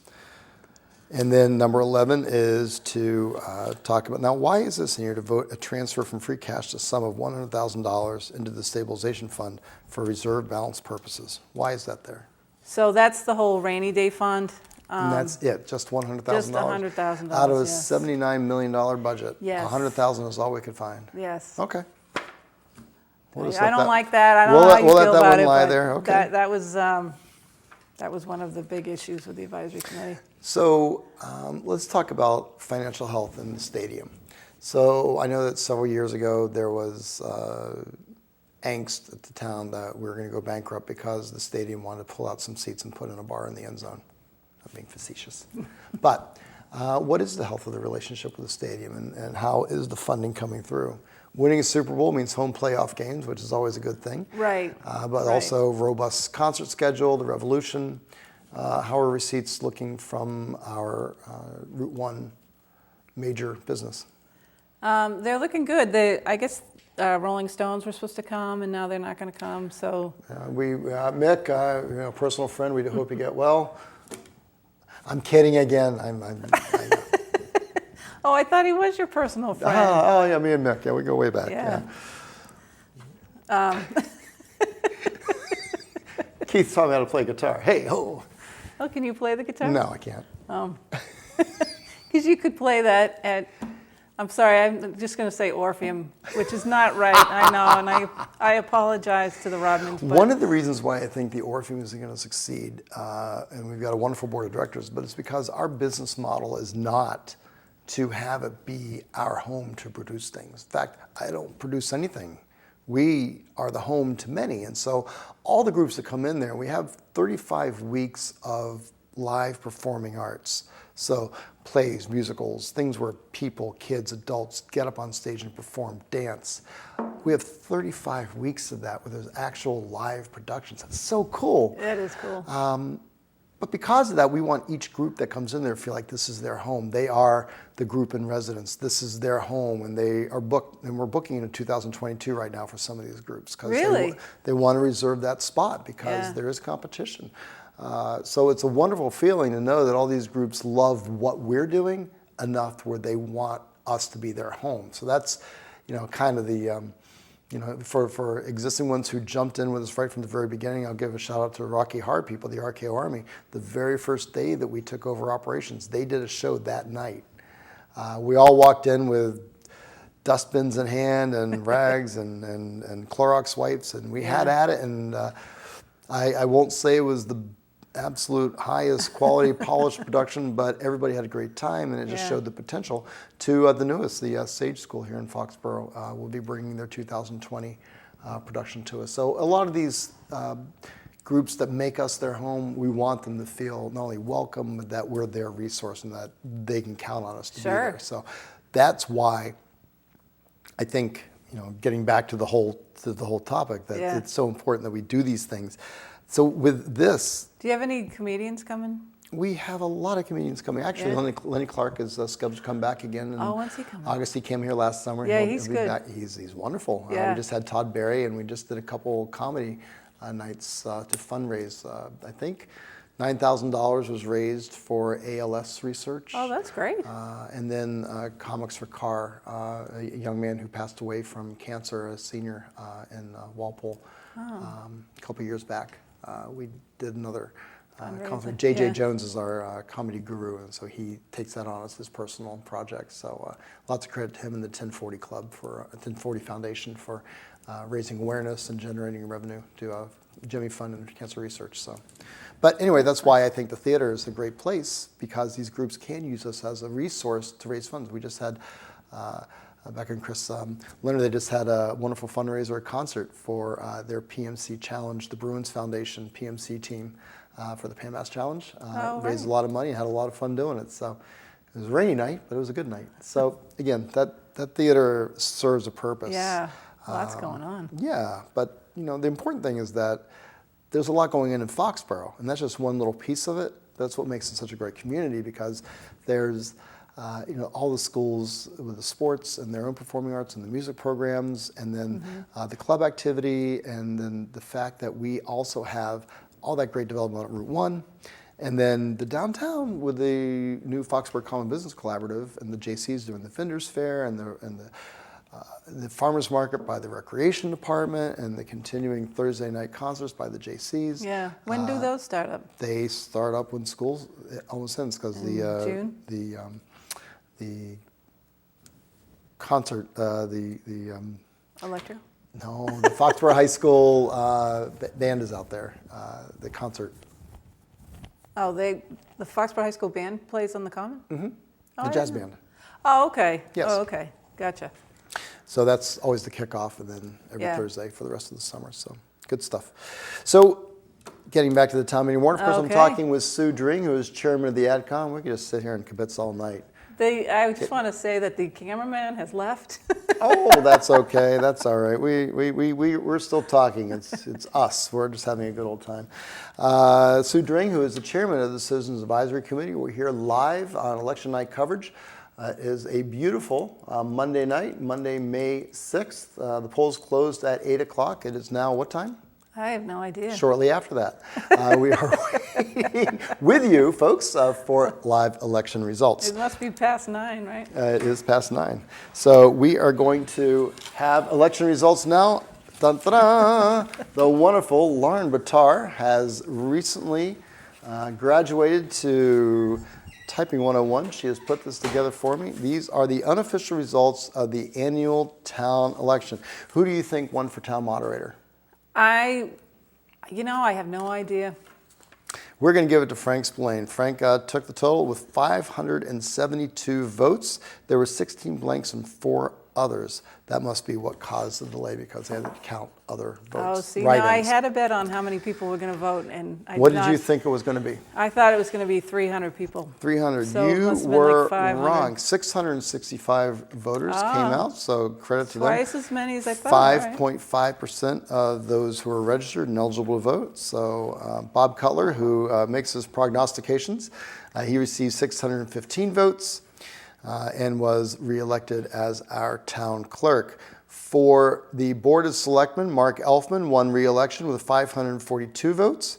Edward O'Leary, won re-election, won new election to the seat vacated by Jim DeVellis with 598 votes. Not unsurprisingly, Jim DeVellis received write-ins, and he received some as well. So a lot of people are very supportive of Jim, and he deserves. There's a little pat on the back for Jim. Yeah, that's right. That's Good nice. for him. Yeah. Robert O'Donnell won election to the Board of Assessors for 3 years.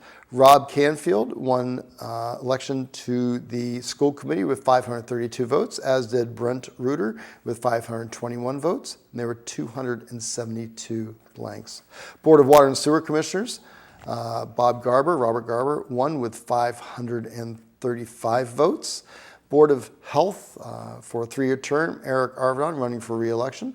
He won with a total of 562 votes. For the Boyden Library Board of Trustees, there were 183 blanks. Christine Igo Freeman was the top vote getter with 602 votes. Congratulations to Christine. And joining her is Catherine Uden with 542 votes. In fact, it looks like Christine Igo Freeman was the top vote getter of the entire evening across all the elections. So let's give a round of applause to Christine. Christine! Nice. That's not really a surprise there. No, it's not. She's a good person and does so much. Page 2. Page 2. Planning board member more. for 3 years. We're going to vote for 2. Ronald Brussey won. He won with 551 votes. Then the other one will be appointed. Housing Authority member, vote for one Greg Spear. He won his 5-year seat with 577 votes. So perhaps not unsurprisingly, your new Board of Selectmen is joined by former Chief Edward O'Leary. Congratulations to Ed. Congratulations to Doc Elfman for winning re-election, and much thanks and appreciation to Jim DeVellis, departing member of the Board of Selectmen. To everybody who runs for office, our sincere thanks and appreciation. It's a tough job. The advisory committee is there to delve deeply into the work that you do, but really you are the policy setters and you're the ones who make it all happen here in Foxboro. So exactly. A lot of credit to you, and thank you everybody for your service and your continued service. Sue, thank you for your service. I cannot imagine all the work that has gone in, particularly when you get up to this point. And you must be breathing that sigh of relief knowing that this cycle is almost over, but you do have a big night on May 13th at annual town meeting. Come to town meeting. 7:30 on Monday, May 13th at Foxboro High School. Sue, thank you so much for being here. Thanks for having me. And thank you everybody in Foxboro for joining us here with live election results. Again, 2019 town election results. Doc Elfman and Chief O'Leary have been elected to your Board of Selectmen. Rob Canfield and Brent Reuter are on your school committee. We have wonderful people in all the positions, and thank you so much, Foxboro, for being with us, and we hope you have a wonderful evening. On behalf of everybody here at Foxboro Cable Access, including Paul Beck, who is directing this behind the glass, Mark Rivard, who is making sure that we sound good, to our departed camera people, who I guess bedtime called, Alex Peary and Peter O'Brien, as well as Lauren Batar, who is our executive producer, who made all this happen and possible every year. I'm Bob Hickey, your host. Sue Dring, we thank you and have a great night.